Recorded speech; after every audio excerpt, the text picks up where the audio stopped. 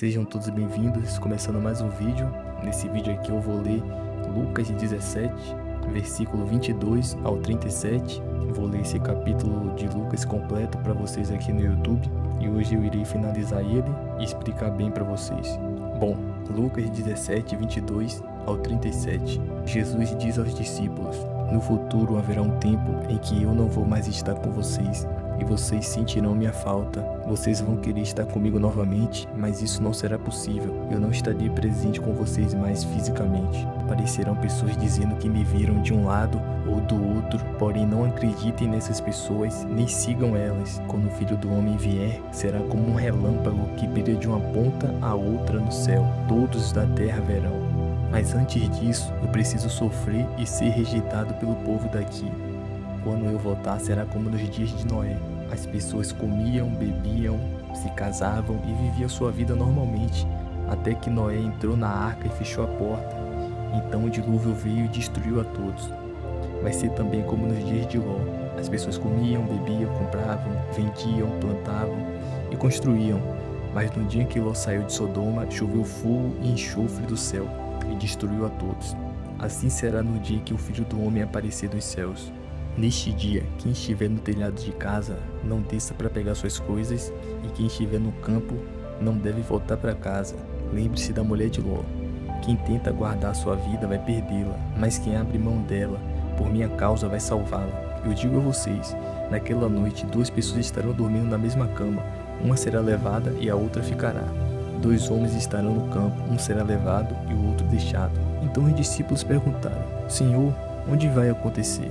E Jesus respondeu: onde estiver o corpo, ali se ajuntarão os abutres. Bom, aqui se encerra as falas de Jesus em Lucas 17. O que Jesus queria dizer com essas falas, eu vou explicar para vocês aqui agora. Bom, no versículo 22, logo no início, Jesus já está avisando aos discípulos que eles irão, no futuro próximo, sentir sua falta, porque ele não estará presente fisicamente com os discípulos, ele irá morrer e ressuscitar. Após a ressurreição ele vai subir aos céus, e nesse momento os discípulos vão estar na terra sendo perseguidos e odiados por pregarem o evangelho, e desejarão que Jesus esteja com eles novamente, mas isso não será possível. Jesus já avisa aqui nesse versículo de antemão que isso vai acontecer no futuro próximo. E no versículo 23 ele diz que pessoas vão dizer que ele está em um lugar e outras vão dizer que ele está em outro. E ele fala para os discípulos não acreditarem nessas pessoas, porque quando ele voltar para a terra, será algo que todo ser humano vai ver, porque será algo grandioso. Ninguém vai precisar avisar a outra pessoa, pois todos vão ver Jesus vindo do céu. Nessa passagem aqui, ele alerta para os falsos profetas que vão mentir, dizendo que o Messias está vindo. Essa mensagem de Jesus é para a nossa geração e para as próximas. Não sabemos quando irá acontecer o Apocalipse, mas ele fala que perto do fim do mundo aparecerão falsos profetas dizendo que ele está em algum lugar, porém, como ele diz aqui nesse versículo, para a gente não ser enganado, a sua volta será algo grandioso que todo ser humano que estiver na terra verá. No versículo 24 ele reitera isso que eu estou falando. Ele diz que a volta dele será como um relâmpago no céu, algo absoluto que irá acontecer, e todos que estão na terra irão ver a sua volta. No versículo 25 ele fala sobre o sofrimento que ele irá passar e a rejeição que ele irá sofrer pelas pessoas de Jerusalém naquela época.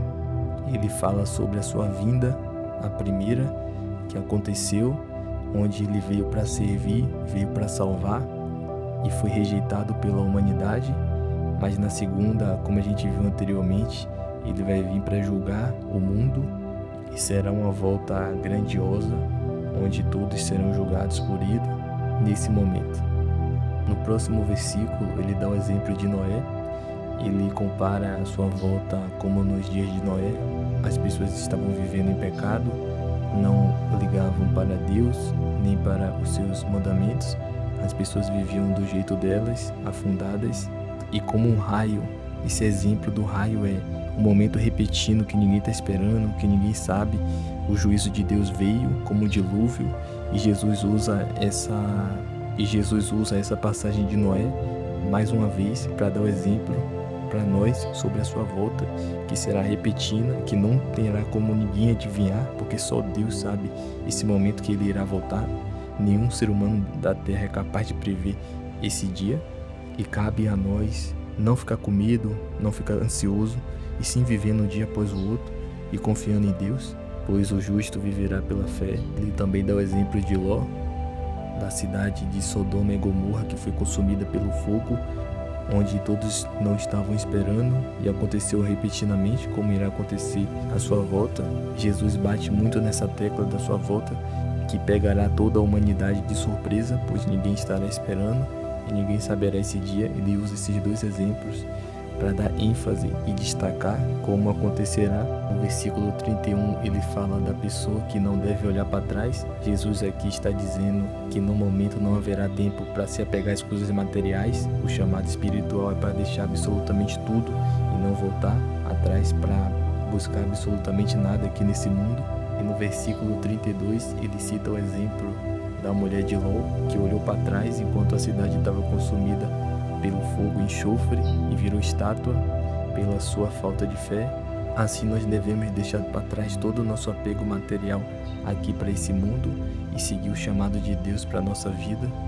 No versículo 33 ele fala que quem tentar salvar sua própria vida irá perdê-la, e quem perder a vida por causa dele irá ganhá-la.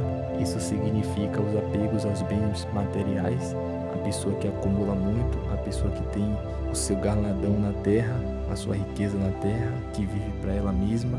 Mas ele cita que quem se entregar para Deus aqui nesse mundo, mesmo sendo pobre, mesmo não tendo coisa alguma, só confiando em Deus, irá ganhar o seu galardão no céu, que é mais importante do que aqui na terra. Galardão significa recompensa, uma coisa que Deus tem reservada para nós, um tesouro.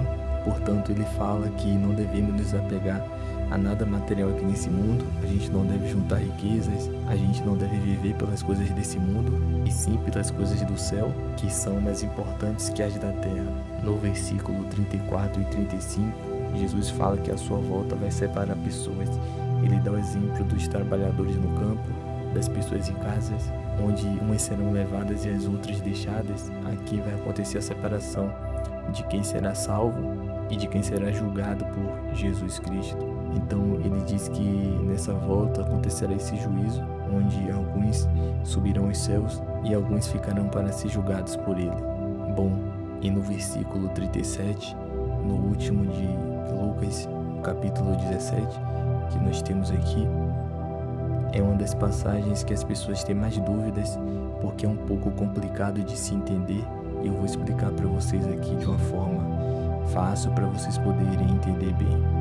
O versículo 37 diz assim: E perguntaram a Jesus, onde acontecerá o juízo? E Jesus responde, onde estará o corpo, aí se ajuntará os abutres.